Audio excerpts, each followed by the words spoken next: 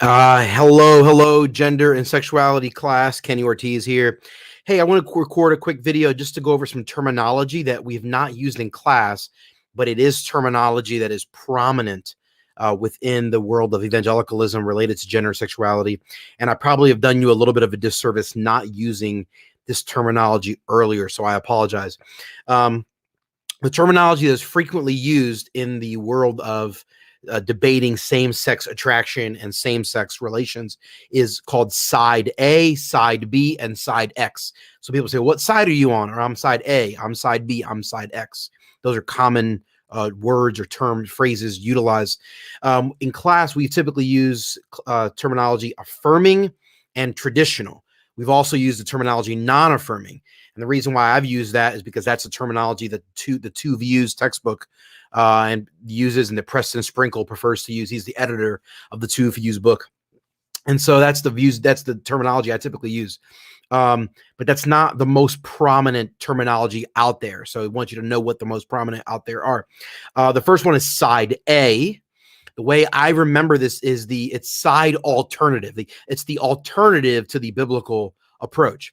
That's not why it's called side A. I don't know why it's actually called side A, but the fact that it's A helps me remember. That's how I remember. Side A is the alternative view, not the traditional evangelical view. Side A is the side that would say homosexuality within a monogamous relationship or same-sex relations within monogamy or within a monogamous relationship is perfectly appropriate and is not condemned by scripture. So basically the side A people, they are the affirming people. They are the ones that say a man and a man, if they get married and they're committed to one another, they can have sex and it's perfectly appropriate as long as they're not sleeping around, right? The side A would agree with all other Christians and saying, hey, if you sleep around, you're sinning. If you're having sex outside of marriage, you're sinning. But if you are in a monogamous relationship, then it's perfectly appropriate to have sex, even if it's two men or two women in that relationship. So that's called side A, the affirming side or the alternative side. Then you have side B. And the easiest way to remember this, it's side B. It's the biblical one. Now, of course, people who are side A, they don't like that because they would say their argument is biblical, but I disagree. So again, side B, I don't know why it's called side B. It's not because it was the biblical one necessarily, but people called it side B. So side B is the traditional view, the kind of the conservative evangelical view. It's the same core view that has been held by Christians all throughout pretty much church history. So the side B is the biblical or the non-affirming or the traditional conservative view. That is the view that would say the only place sex belongs is within the bounds of marriage between one man and one woman. So that's side B. Side B would say homosexuality, same-sex sexual behavior is condemned by the scriptures, and we should not affirm that. So that's side B. Side X is kind of a different variation. They're basically side B, but they have a specific caveat. Most people who are side B do not believe that we ought to try to convert people who are gay to being straight. So if I meet a man who is attracted to other men, and he comes to me and says, Kenny, what do I do? I love Jesus, but I'm attracted to men. I would tell him that his best bet is to be celibate. Don't get married. In very few cases should that person get married. In most cases, they're better off being single because it'll make a marriage very, very difficult, very messy, very hard, hard to navigate. So in most cases, it is best for that person to remain celibate. And if that person says to me, Kenny, do you believe God could transform me from being gay to being straight? That God could transform my orientation or my attraction? I would say to that person, it's definitely possible. We should pray for that. You can ask God for that. That as you go through counseling and continue to deal with the emotional baggage of your life, that maybe God will slowly transform you. I've talked to guys that have said, hey, I used to be attracted to guys, on a scale from 1 to 10, 10, girls, 1 out of 10. And that as they pray, as they fast, as they go through counseling, as they read and grow, that their attraction to men maybe goes down slightly and their attraction to women goes up slightly. I have talked to men where that's the case. And there are stories of men out there that that are Christians that, sorry, I'm just trying to fix my shirt here. There are stories of men out there that are Christians, that God has done a great work in their heart, in their life. And that has happened. But my opinion, my experience, my study leads me to believe that that is the rare, that's the exception, not the norm. And therefore we shouldn't expect that.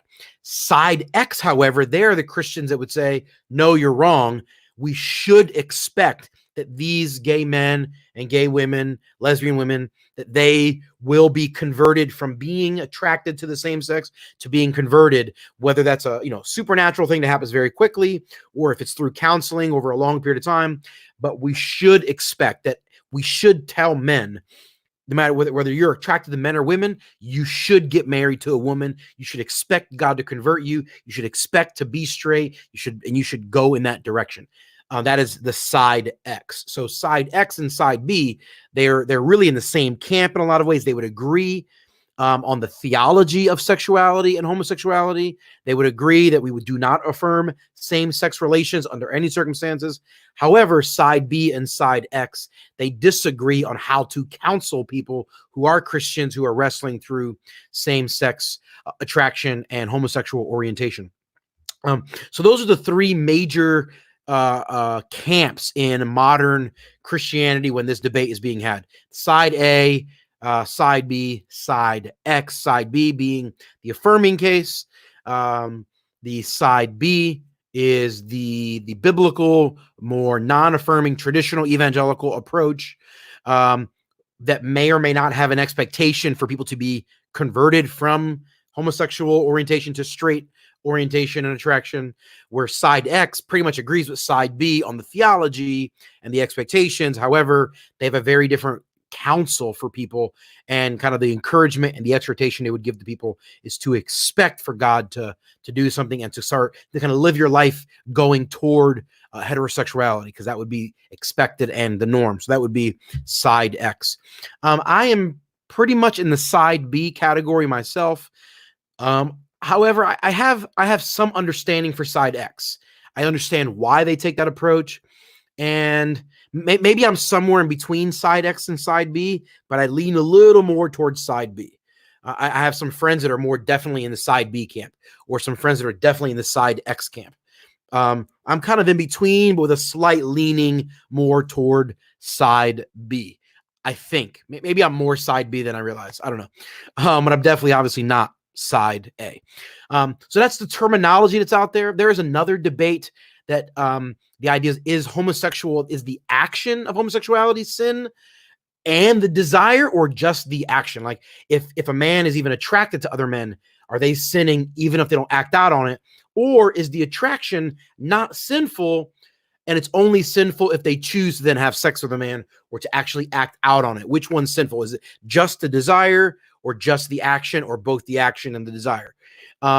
There's all sorts of disagreement between side B and side X. Some side B people say both the desire and the action are sinful, but most side B people say just the action is sinful, not the desire. Side X, you also have a divide. Some side X people say that the desire and the action are sinful. Some say only the action is sinful, but the desire is not sinful. But most side X people would say that both desire and action are sinful. So you don't have a uniform opinion across the board within those two camps. You've got a lot of different variants. You have a lot of different opinions from different people in different ways. You have different caveats and nuances, and different people say it different ways. You have different perspectives in that regard. So it's not uniform across the board. It's not like all side B agree or all side X agree. Most side B people say one thing, but there's some caveats. Most side X people say one thing, but there's some caveats, and there's a lot of nuances and a lot of variances. And a lot of people may say they agree, but the way they apply their theology to certain situations may be different. So it gets really, really blurry and really, really fuzzy really fast with a lot of scenarios, but still good to know, generically speaking, what the three major camps are: side A, side B, side X. Hope that's helpful. As always, if you have any questions, feel free to let me know. I'm here to serve.